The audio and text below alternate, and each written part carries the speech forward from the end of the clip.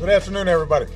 We now have a preview of what the next 2 years of bipartisanship may look like. I'm itching for a fight on a whole range of issues. This is the CitizenLink Report. I'm Stuart Shepard, along with Tom Minnery, our Senior Vice President of Government and Public Policy. Hi, Tom. Hi, Stuart. President Obama has not had to compromise much over the last 2 years as he pushed his agenda forward. But in the last election, the American people said rather loudly, please stop. And now we're getting a glimpse of what it's going to be like over the next 2 years. I've said before that I felt that the middle class tax cuts were being held hostage to the high-end tax cuts. I think it's tempting not to negotiate with hostage takers unless the hostage gets harmed. Then people will question the wisdom of that strategy. In this case, the hostage was the American people, and I was not willing to see them get harmed. I will be happy to see the Republicans test whether or not I'm itching for a fight on a whole range of issues. I suspect they will find I am. Stuart, when someone agrees with an opposing political party on a compromise, that is not the language of compromise. The idea that the opponents, the Republicans, are holding the American people hostage, and that's why he gave in to something he didn't agree with, is it's campaign rhetoric. It's not the rhetoric of governing. It's not the rhetoric of statesmanship. It's not the rhetoric of growing above partisanship, which he said he would do. And that is very disappointing. The columnist Peggy Noonan pointed this out in an editorial she did, and she said that the person who wins in a compromise, you always want to come out looking calm and satisfied that this went well, and you praise your opponents for their wisdom in coming to your side of the issue. You don't come out angry, because that means you're the one who lost. Yeah, that's right. I guess what the president was upset about is that, and his base is upset about, is that they had to agree to tax cuts for everyone, not just those pesky rich people with incomes above $250,000 a year. And but these were temporary, and he should have emphasized the temporary nature of it. He did, but he didn't. I mean, he mentioned that, but he really let it be known that he was mad and not happy. And that is no way to do what he has said during the campaign, which is to bring an end to partisanship. The normal nastiness of Washington is what he said he would end. It's good to remember that. It was just 2 years ago during the campaign that he talked about hope and change, and we bring a new tone to Washington, a new kind of language, the most transparent administration in history, just to remind you of all of this. But also the mainstream media was more than happy to paint him as transcending partisanship, as someone who would be a post-partisan president, whatever that may mean. The idea being that everyone would come together and begin singing, I guess. Well, I suppose so, and it's good to focus on that right now, because the Republicans obviously are in the ascendancy. Whenever that happens, reporters ask Republicans, are you willing to compromise? Are you willing to go along with the Democrats to bring unity to Washington? But you know, I have not heard or seen much media reportage about President Obama's failure to do just that, in spite of the fact that he is the one who campaigned on that. Now, Peggy Noonan called him on that, but Peggy Noonan is one of many conservative pundits who are talking about that. But the president is getting a pass from most of the media, I think, on this image that he of being a sore loser that seems to be coming from this press conference recently. Well, and they even seemed, I mean, the news media and the way that the questions were phrased seemed to be a little irritated with him for making the compromise. And they referred to the Republican obstructionism, and is this how you're going to be negotiating with them? And the left is not happy about the way this is going. Well, that's right. And what's happening here is that under terrific pressure, the president is not seen to be someone who is fulfilling his campaign pledges. He is a highly partisan politician of the left wing. You know, the Republicans, for their part, need to do a better job at something that's very important.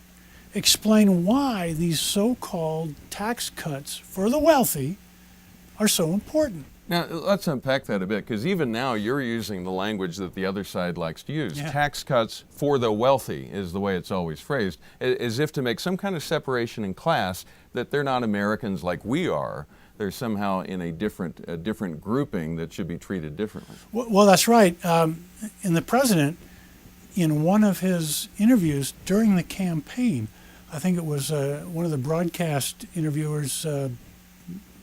network interviewers, Charlie Gibson. He said to the president, he asked why, what is the deal with raising taxes on wealthy? At what point is there enough taxes being extracted from them? As I recall that interview, he said it's not fair. There's a fundamental point of fairness. In other words, at some point, it's not fair that someone has had a successful business.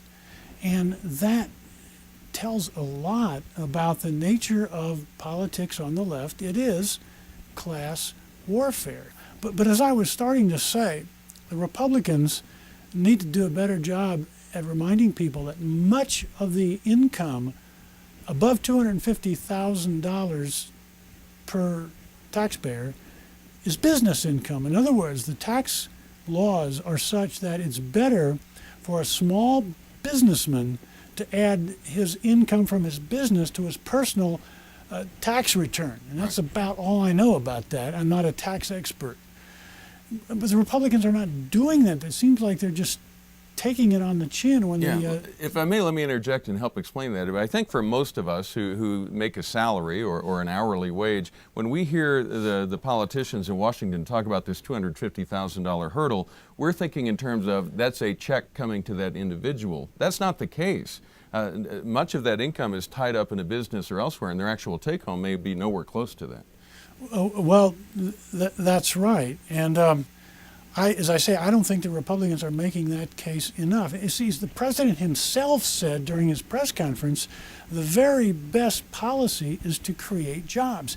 And it is those small business owners that do much of the job creation in this country. The statistics are very surprising at how much job growth comes from small businesses, which are generally businesses with 500 or fewer employees. The president knows that, but only now, at the last moment, in the lame duck Congress, is he willing to capitulate to keeping taxes where they have been.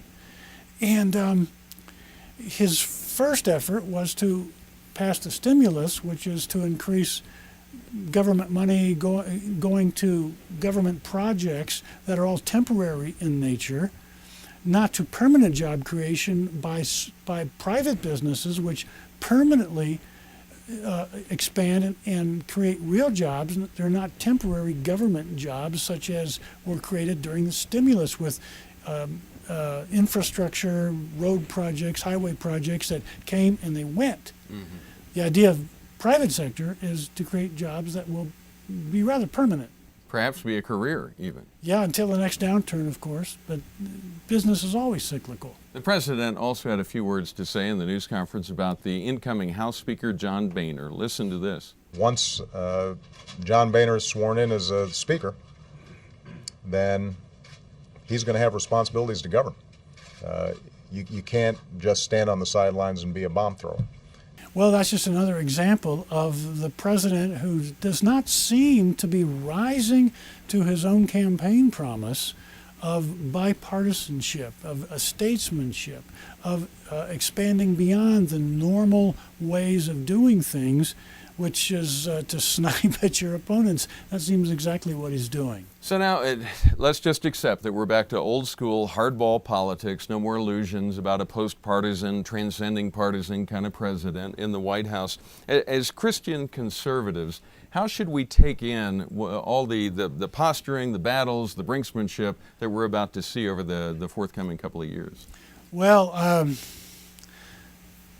pray for these men and women. They are our country's leaders, and for the good of the country, they need to rise above the pettiness and to make agreements that, even though they privately don't go along with, for the benefit of the public, they see these are good agreements. And beyond that, I just fear to think that the next cycle is going to be politics as usual. But unless there's some divine nudge, I think things may well be just the same. All right, but at least we've stopped a move toward the left that we've seen over the last couple of years.